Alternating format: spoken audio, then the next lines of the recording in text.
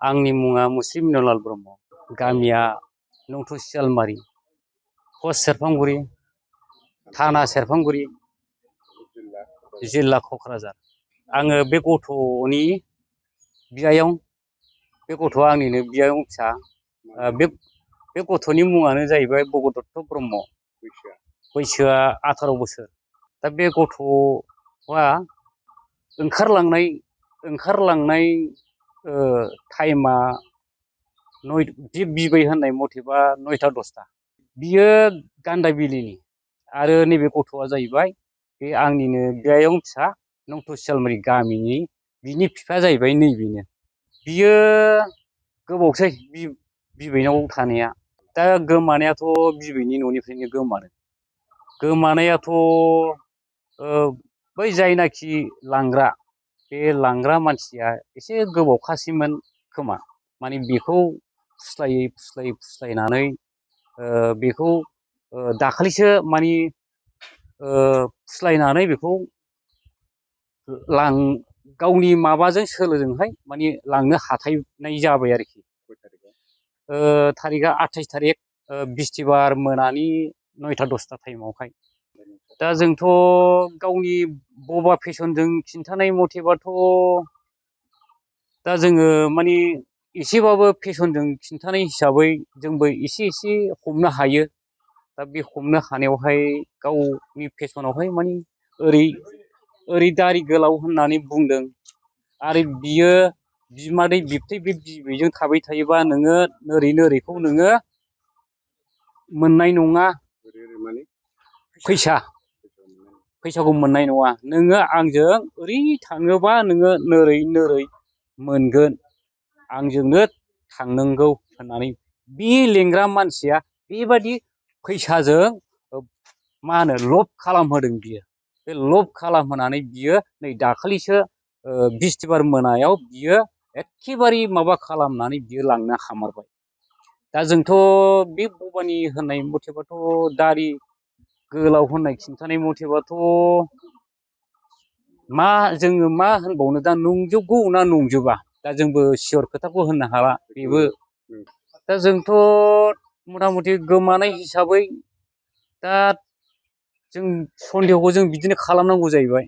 माने बेखौ थाखा फैसानि लब खालामहोनानै बेखौ फुस्लायनानै लानानै थांदों होननानै जों दा सन्देह बायदि सानदों आरोखि। लाना थांग्राखौ नोंसोर सिनायोना सिनाया? ओहो, जों मिथिया। खाथि खालानि मानसिफ्राबोथ' मिथिया बायदिसो। दा बिसोर बै जायनाखि लांग्रा मानसि, बियो हयथ' सिगांनिफ्रायनो एसे सेर फाखाय हयथ' रायलायबाय थाखुमायो खोमा। दा बेखौथ' जों बहा मिथिजोबबावनो। दा बिबथै बिमादैमोनाबो जेबोखौनो हमनो हायाखिसै। दा सन्देहआ बिनि खिन्थानाय मथेबा बिसोरबो बिबथै बिमादैमोनाबो बिबैयाबो दा बेबायदि सन्देह लादों आरोखि, लांखार जादों होननानै। लांखार जाग्राथ' 18 बोसोर जाबाय बिनि बैसोआ। मेगन थेगोनाथ' गासैबो थिगैनो दंजोबो। मानसिखौ नायोबाथ' सालाक रायलायनो गोरों, खोमा गोथों बेबादि सानगोन आरोखि। खोमायाथ' खोनाथाया, रायलायनोबो रोङा, खालि आल' होनो आरो। मबाइलाबो लायो।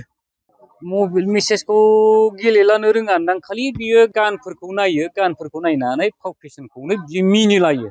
रायजो राजाफोरनि सायावहाय आङो बे इउटुब बड'लेण्डनि निउसनि गेजेरजोंहाय आङो अननानै बे गथ'नि सायावहाय जोंनि बे फन नाम्बारावहाय अननानै खिन्थाहरोब्ला जों बिराद गोजोननाय जों मोनगौ। आंनि फन नाम्बारा 6000222092 आरो मोनसेया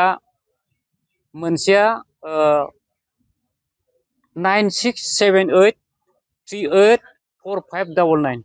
आदसा मोनसे नाम्बारा जाहैबाय 600022209261 आरो मोनसे नाम्बारा जाहैबाय 9678384599। दा बिबैनि खिन्थानायावहाय माने बे गारिया लामायाव दंफैखायोमोन जाहैबाय। ओमफ्राय बिबैल' खिथादोंना गामिनि सोरबा सोरबा? गामिनि मानसिफोराथ' खिन्थानो रोङाखिसै। दा बिबैया एसेबाबो बियो ओंखारनानै नाहरदोंनो बियो बाहेरानि लाइटखौ होनानै जेला एसे ओंखारनानै जेला नाहरो अब्ला बे गारिया खारबाय जाहैदों। होमबा बे गारिनि उन सिगां जोंनायखौ नायनानै बे गारिया गिदिर दा लाजोबबायमोन गासैबो बाय बागि जाथि बंस'फोरनाव खबर लाजोब्बाय खाथि खाला गामिफोरनाव सोरबाफोर लोगोफोरनाव थांबाय बायदों खोमा जों बेखौबो जों सानदोंमोन। ओमफ्राय हयथ' न'खराव एसे एनै हयथ' सोरनिबा बुंनायफोरखौ दुखु मोननानै हयथ' थाहैदों खोमा बा लोगोफोरजों थाहैदों खोमा जों सानदोंमोन। खिन्थु रावनावबो खबर मोननाय जायाखिसै। जों नागिरदोंमोन जोङो पुलिसनो एफआइआर होनाया जोङो दाख्लि मा बारायमोनथाय मैया दाखालिनि मोनायाव होनाय जादों।